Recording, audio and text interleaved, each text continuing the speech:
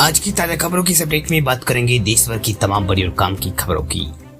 तो बुलेटिन शुरुआत करते हैं पहली बड़ी खबर से। तो सरकार द्वारा एक बार फिर शुरू हो सकती है इलेक्ट्रिक टू व्हीलर पर सब्सिडी, सस्ते हो जाएंगे अब व्हीकल।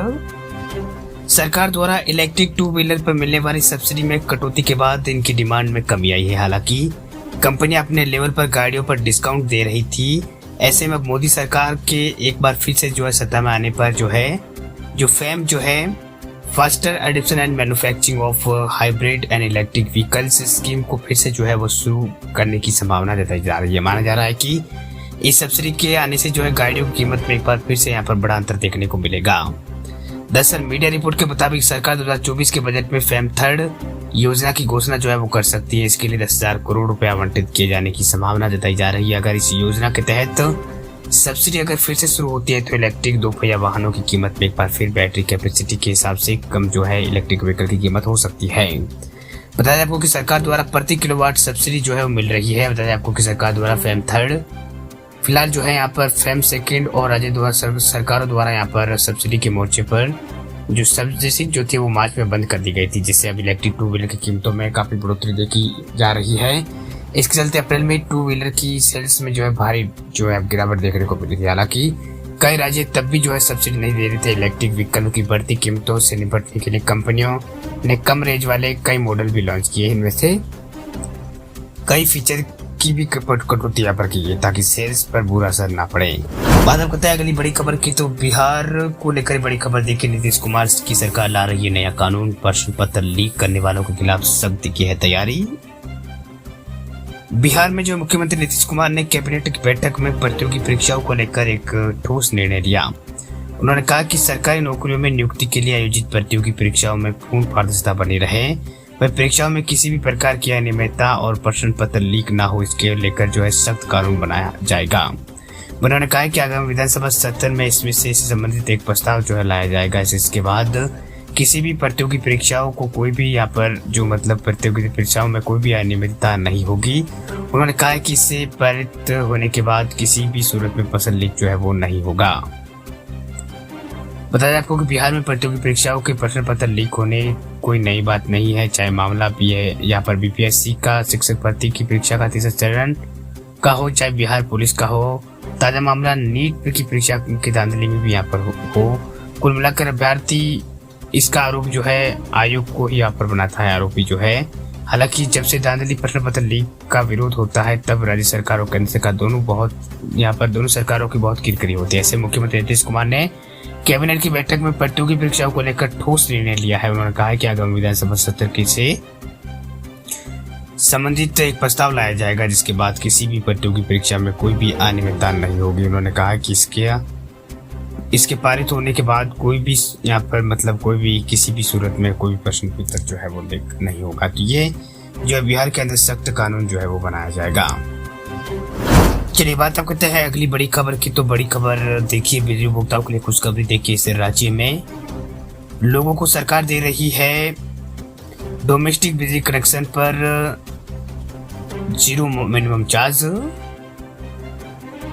हरियाणा के मुख्यमंत्री नायब सिंह सैनी ने बताया कि घरेलू बिजली उपभोक्ताओं के लिए हरियाणा के अंदर न्यूनतम मासिक शुल्क को खत्म कर दिया गया है। अब बिजली बिल का सिर्फ एक यहाँ पर बिजली बिल उस बिल सिर्फ खपत हुई यूनिट के आधार पर ही बनाया जाएगा। एक आधिकारिक बयान में मुख्यमंत्री के हवाले से यहाँ पर कहा गया है कि इस फैसले के बाद हरियाणा के लोगों को सिर्फ बिजली का ही बिल मिलेगा, जितना यूनिट उन्होंने खर्च किया उतना ही पैसे आएंगे। वही बयान के मुताबिक इस फैसले के बाद अब हरियाणा के लोगों को खपत की गई बिजली के आधार पर बिल मिलेगा।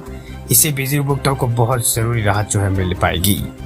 बताया आपको कि हरियाणा के मुख्यमंत्री नायब सैनी ने यहाँ पर प्रधानमंत्री सूर्य घर मुफ्त बिजली योजना के तहत अम्बाला में अतिरिक्त सब्सिडी योजना की शुरुआत करते हुए घोषणा की है कि इस योजना के तहत गरीब परिवारों को छत पर सौर इकाई लगाने के लिए केंद्र सरकार 60,000 की सब्सिडी देगी।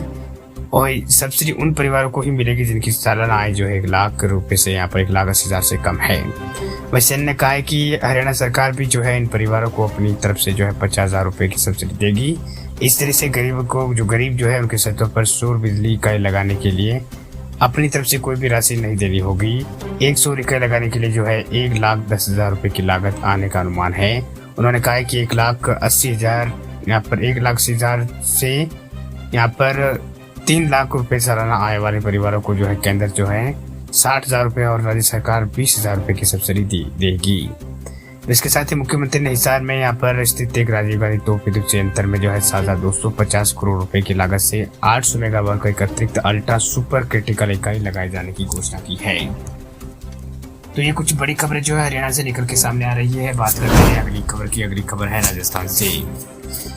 राजस्थान से बड़ी खबर देखिए, राजस्थान में अन्नपूर्णा रसोई योजना को लेकर बड़ा फैसला हुआ है। बदलाव सरकार ने जो है अन्नपूर्णा रसोई योजना को लेकर जो है एक और आदेश जो है वो जारी कर दिया है। यानी सरकार ने जो है अब आदेश जो है यहाँ पर राजस्थान के अंदर जो है वो दिया है। अन्नपूर्णा रसोई योजना को लेकर जो है राजस्थान के अंदर बदलाव सरकार की ओर से जो है यहाँ पर नया आदेश जारी हुआ है।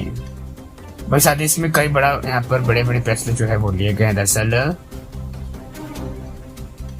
अन्नपूर्णा रसोई को लेकर जो है यहाँ पर सरकार ने जो है कटौती करने का निर्णय लिया है।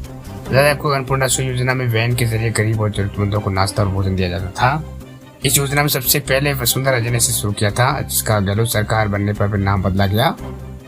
वही बद्रीनाथ शर्मा की सरकार बनने पर इस योजना का नाम फिर से बदलकर अन्नपूर्णा रसोई योजना बना दिया गया। वही गहलोत सरकार में इसका योजना का नाम इंदिरा रसोई योजना था। वही बीजेपी सरकार बनने के बाद साल जनवरी में जो है स्वायत्त शासन विभाग ने आदेश जारी कर भोजन थाली में मात्रात्मक गुणवत्तात्मक सुधार के आदेश दिए थे।